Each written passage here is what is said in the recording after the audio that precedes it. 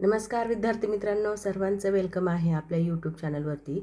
बघा, जे कोणी टी-ई-टीची एक्झाम आणि पोलीस भरतीची एक्झामसाठी तयारी करत आहेत त्यांच्यासाठी आपण इथे क्वेश्चन पेपर ॲनालिसिस सिरीज चालू केलेली आहे. यामध्ये आपण जी-के-जी-एसचे क्वेश्चन घेणार आहोत, तसेच करंट अफेअरचे देखील क्वेश्चन इथे कव्हर करणार आहोत. तर बघा, आजचा हा आपला 7वा पार्ट आहे. यामध्ये पहिला क्वेश्चन आहे, महाराष्ट्रातील सर्वात मोठे खारं पाणी सरोवर कोणते आहे? तर महाराष्ट्रातले सर्वात मोठे खाऱ्या पाण्याचे सरोवर कोणते आहे असा हा प्रश्न आहे. त्याचं करेक्ट आन्सर आहे लोणार सरोवर, म्हणजे सी ऑप्शन. तर हे महाराष्ट्रातलं सर्वात मोठं खाऱ्या पाण्याचे सरोवर आहे आणि हे लोणार सरोवर आहे बुलढाणा जिल्ह्यामध्ये. तसंच या सरोवराची निर्मिती कशापासून झाली? तर ती झालेली उल्कापातापासून. या 2-3 फॅक्ट्स या प्रश्नाबद्दल लक्षात ठेवा. तसंच पुढचा प्रश्न आहे, देवगिरी किल्ला कोणत्या नदीकाठी वसलेला आहे? तर खूपदा एक्झामला येऊन गेलेला क्वेश्चन आहे. देवगिरी किल्ला हा कोणत्या नदीकाठी वसलेला आहे? तर त्याचं करेक्ट आन्सर आहे गोदावरी नदीकाठी, म्हणजेच फर्स्ट ऑप्शन. तर औरंगाबादजवळील हा यादवकालीन किल्ला अत्यंत सुरक्षित मानला जातो. दिल्ली सल्तनत तसंच मुघलांनी पण या किल्ल्याचा वापर केला होता आणि हा गोदावरी नदीकाठी वसलेला आहे. तसंच पुढचा प्रश्न आहे, महाराष्ट्राच्या कोणत्या जिल्ह्यात सुकन्या धरण आहे? तर सुकन्या धरण हे औरंगाबाद जिल्ह्यात आहे, म्हणजे सी ऑप्शन आपलं करेक्ट आहे. तर मराठवाड्यातील हे धरण मुख्यतः सिंचनासाठी उपयोगी असून शेतकऱ्यांसाठी याचा मोठा आधार ठरतो. तसंच पुढचा प्रश्न पाहूया, महाराष्ट्रात सर्वाधिक कापूस उत्पादक जिल्हा कोणता आहे? तर सर्वाधिक कापूस उत्पादक जिल्हा आहे यवतमाळ, म्हणजेच बी ऑप्शन आपलं इथे करेक्ट आहे. याला कापसाची नगरी पण म्हणतात. कापसाची नगरी म्हणून ओळखला जाणारा जिल्हा आहे यवतमाळ. काळी माती आहे तिथे त्या जिल्ह्यामध्ये. तसंच कापसासाठी अनुकूल हवामान आहे, त्यामुळे ते कापूस भरपूर पिकतो, म्हणून ते कापसासाठी महत्त्वाचा जिल्हा ठरलेला आहे. पुढचा प्रश्न पाहूया, सह्याद्री पर्वतरांगाची सुरुवात महाराष्ट्राच्या कोणत्या जिल्ह्यात होते? तर सह्याद्री पर्वतरांगाची सुरुवात महाराष्ट्रातल्या नाशिक जिल्ह्यापासून सुरुवात होते, म्हणजे बी ऑप्शन आपलं करेक्ट आहे. सह्याद्री पर्वतरांग, त्यालाच आपण पश्चिम घाट किंवा वेस्टर्न घाट देखील म्हणतो. पश्चिम घाट हे नाशिकहून सुरू होऊन खाली कोकण व पश्चिम महाराष्ट्राभर ते व्याप्तं. तर बघा, पुढचा प्रश्न आहे, महाराष्ट्राच्या किनारपट्टीवर सर्वाधिक मासेमारी बंदरे कोणत्या जिल्ह्यात आहेत? तर सर्वाधिक मासेमारी बंदरे हे रत्नागिरी जिल्ह्यात असून फर्स्ट ऑप्शन आपला करेक्ट आहे. रत्नागिरी जिल्हा जो की कोकणातला जिल्हा आहे, कोकण किनाऱ्यावरचा हा एक महत्त्वाचा जिल्हा असून येथे काय होतं, नैसर्गिक बंदरे पण आहेत आणि मासेमारी व कोळंबी उत्पादनासाठी हा जिल्हा प्रसिद्ध आहे. पुढचा प्रश्न आहे, पेंच राष्ट्रीय उद्यान कोणत्या 2 राज्याच्या सीमेवर आहे? तर ह्याचं करेक्ट आन्सर आहे महाराष्ट्र आणि मध्य प्रदेश, म्हणजे फर्स्ट ऑप्शन करेक्ट आहे. तर बघा, महाराष्ट्रातला नागपूर जिल्हा आणि मध्य प्रदेशमधला जो काही प्रदेश आहे, तर नागपूर आणि सिवनी परिसरात हे उद्यान पसरलेलं आहे, जे की वाघासाठी खूप प्रसिद्ध आहे. जंगल बुक या कथेचे प्रेरणास्थानही याच जंगलातून घेतलेलं आहे. तर अशा प्रकारे काही जे क्वेश्चन घेतोय त्याच्या आजूबाजूच्या ज्या फॅक्ट्स मी तुम्हाला सांगत आहे ते फॅक्ट्स लक्षात असू द्या, जेणेकरून उद्या याच प्रश्नावर क्वेश्चन फ्रेम होऊ शकतात किंवा सेम असाही प्रश्न तुम्हाला येऊ शकतो.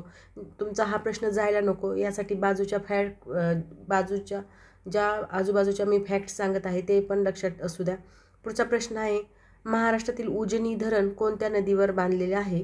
तर महाराष्ट्रातलं उजनी हे धरण भीमा नदीवर बांधलेलं आहे, म्हणजे फर्स्ट ऑप्शन आपलं करेक्ट आहे. तर बघा, भीमा नदीवर सोलापूर जिल्ह्यातलं हे धरण आहे, जे की सिंचन आणि पिण्याचे पाणी तसंच पक्षी अभयारण्यामुळे पण याला एक विशेष महत्त्व प्राप्त झालेलं आहे. पुढचा प्रश्न पाहूया, महाराष्ट्राच्या गिरी प्रदेशात कोणत्या प्रकारची माती आढळते? तर महाराष्ट्राच्या गिरी प्रदेशात लाल माती आढळते, म्हणजेच सी ऑप्शन आपलं करेक्ट आहे. पावसाळ्यात धुपीकरण झाल्यामुळं इथे लाल माती जास्त होते. धुपीकरण होणे म्हणजे काय? पाऊस जास्त पडल्यामुळे इथलं बरेचसे घटक मातीतले वाहून जातात आणि त्याच्यामुळे ती माती लाल झालेली आहे. ती कशासाठी वापरली जाते लाल माती? तर भात, नाचणी, कडधान्यासाठी उपयुक्त आहे. तसेच आंब्याच्या फळबागांसाठी देखील ती उपयुक्त आहे. पुढचा प्रश्न पाहूया. पुढचा प्रश्न आहे, हरिश्चंद्रगड कोणत्या जिल्ह्यात आहे? तर हरिश्चंद्रगड हा अहमदनगर जिल्ह्यात आहे, म्हणजे फर्स्ट ऑप्शन आपलं करेक्ट आहे. तर हरिश्चंद्रगड हा सह्याद्रीतील किल्ला असून तो हरिश्चंद्र शिखर व कोकणकडा या नावाने देखील प्रसिद्ध आहे. पुढचा प्रश्न पाहूया, महाराष्ट्रातील तुळजाभवानी मंदिर कोणत्या जिल्ह्यात आहे? तर तुळजाभवानी मंदिर हे उस्मानाबाद जिल्ह्यात आहे, म्हणजे बी ऑप्शन करेक्ट आहे. तर बघा मित्रांनो, काहींना प्रश्न खूप सोपे वाटतील, तर मी काही प्रश्न म्हणजे जे तुमचे पाठीमागचे पेपर झालेले आहेत त्याच्यातून क्वेश्चन घेतलेले आहेत, त्यामुळे हे खूप सोपे आहेत आणि मला येतं असं समजायची गरज नाही. कारण आपले जे पेपर झालेले आहेत पोलीस भरतीचे किंवा टी-ई-टीचे, त्याच्यामध्ये जे जनरल नॉलेजमध्ये किंवा GSमध्ये जे क्वेश्चन विचारलेले आहेत ते आपण इथे क्वेश्चन घेतलेले आहेत. आणि आपण मागचे क्वेश्चन का घेत आहोत, तर आपल्याला कोणतीही एक्झाम द्यायची असेल तर मागचे क्वेश्चन पेपर कशा प्रकारे फ्रेम झालेले आहेत, म्हणजे कसं असतं अभ्यास करताना ते सोपं वाटतं, पण त्या एक्झाम पिरियडमध्ये किंवा तिथला जो माहोल असतो त्या वातावरणामध्ये फास्ट पण क्वेश्चन सोडवायचे असते, टाईम लिमिट असतं आणि तिथे आपल्याला साधे साधे क्वेश्चन पण आपल्याकडून चुकून जातात. त्यामुळे कोणते घटक सोपा किंवा अवघड नसतो, तर तिथलं माइंडसेटवर डिपेंड करतं. तर बघा पुढचा प्रश्न आहे, महाराष्ट्रात थंड हवामान व द्राक्ष उत्पादने यासाठी प्रसिद्ध शहर कोणते? तर यासाठी प्रसिद्ध शहर आहे नाशिक जिल्हा. ए नंबरचं ऑप्शन आपलं करेक्ट आहे. याला आपण वाईन कॅपिटल ऑफ इंडिया असं पण म्हणतो.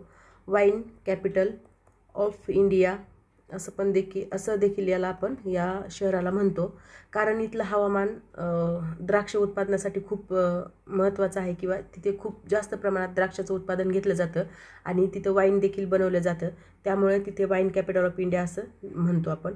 पुढचा प्रश्न आहे, महाराष्ट्रात सर्वात उंच धबधबा कोणता आहे? तर महाराष्ट्रातला सर्वात उंच धबधबा आहे कुंभरजुवे, म्हणजे डी ऑप्शन. तर कुंभरजुवे हा सह्याद्रीतला असलेला हा धबधबा उंचीच्या दृष्टीने महाराष्ट्रातला पहिला मानला जातो. पुढचा प्रश्न पाहूया, महाराष्ट्रात वनक्षेत्राच्या दृष्टीने सर्वात मोठा विभाग कोणता आहे? तर वनक्षेत्राच्या दृष्टीने सर्वात मोठा विभाग आहे विदर्भ, म्हणजे फर्स्ट ऑप्शन.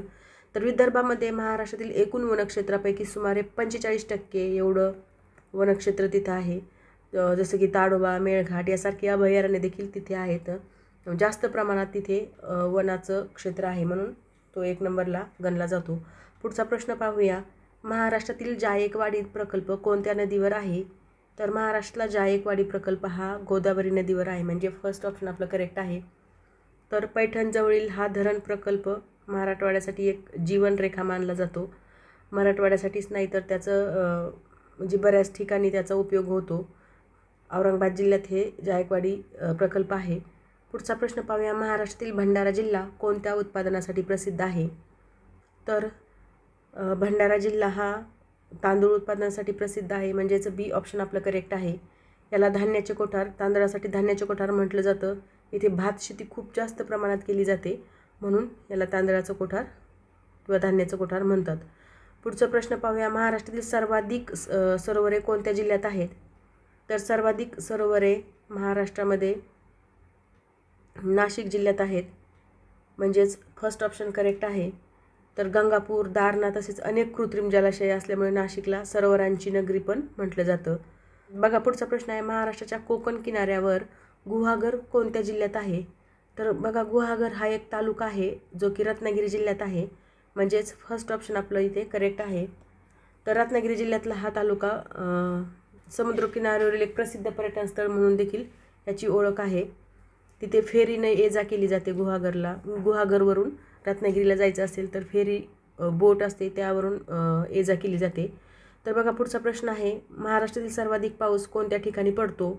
तर सर्वाधिक पाऊस हा आंबोलीला पडतो, म्हणजे डी ऑप्शन करेक्ट आहे. आणि हा सिंधुदुर्ग जिल्ह्यात आहे आंबोली हे ठिकाण. इथे दरवर्षी 7 ते 8 हजार मिलीमीटर पाऊस पडतो, म्हणून हा 1 नंबरला गणलं जातं हे ठिकाण. पुढचा प्रश्न आहे, महाराष्ट्रातील धुळे जिल्हा कोणत्या नदीच्या खोऱ्यात आहे? तर महाराष्ट्रातील धुळे जिल्हा हा तापी नदीच्या खोऱ्यात आहे, म्हणजे फर्स्ट ऑप्शन आपलं करेक्ट आहे. धुळे जिल्हा मुख्यतः तापी खोऱ्यात असून कसा आहे तो एकदम सुपीक आणि माळरान व कापसासाठी इथे जास्त अनुकूल वातावरण असल्यामुळे कापसाचं उत्पादन पण तिथे जास्त होतं. तर बघा मित्रांनो, इथे अशा प्रकारे आपण 20 क्वेश्चन जे की GSचे इथे क्वेश्चन घेतलेले आहेत. तर हे प्रश्न कसे वाटले ते नक्की कमेंट बॉक्समध्ये कळवा. आणि जे कोणी TETची एक्झाम देणार असेल किंवा महाराष्ट्रातल्या आता सर्व शिक्षकांना TETची एक्झाम कंपल्सरी केलेली आहे, तर TETसाठी खूप जास्त मटेरियल वापरायची गरज नाही. तुम्ही जर मागचे क्वेश्चन पेपर पाहिले आणि अशा प्रकारे क्वेश्चन पेपरचं ॲनालिसिस केलं तर तुम्हाला एक आयडिया येऊन जाईल. घाबरायचं देखील गरज नाही. आता मी पाहते की भरपूर शिक्षक घाबरून गेलेले आहेत. आता TET क्वालिफाय व्हायचे लिमिटेड बुक्स ठरवून घेतले आणि त्याचं वारंवार वाचन केलं आणि अशा प्रकारे मागच्या क्वेश्चन पेपरचं ॲनालिसिस केलं तर तुमची TET क्रॅक व्हायला काही अडचण येणार नाही. तसेच आपले पाठीमागचे व्हिडिओ पण तुम्ही पाहत चला, जेणेकरून तुम्हाला तिथे GSचे प्रश्न तुमचे बऱ्यापैकी कव्हर होतील. आणि आपण मराठी ग्रामर तसेच GK GS आणि मानसशास्त्राचं पण सिरीज चालू करणार आहोत. तर हा व्हिडिओ कसा वाटला ते नक्की कमेंट बॉक्समध्ये कळवा. आणि अशाच प्रकारचे व्हिडिओ पाहण्यासाठी पोलीस भरतीसाठी आणि TET एक्झामसाठी आपल्या चॅनलला नक्की लाईक करा, शेअर करा आणि तुमच्या मित्रांना देखील शेअर करा आणि सबस्क्राईब करा. Thank you very much.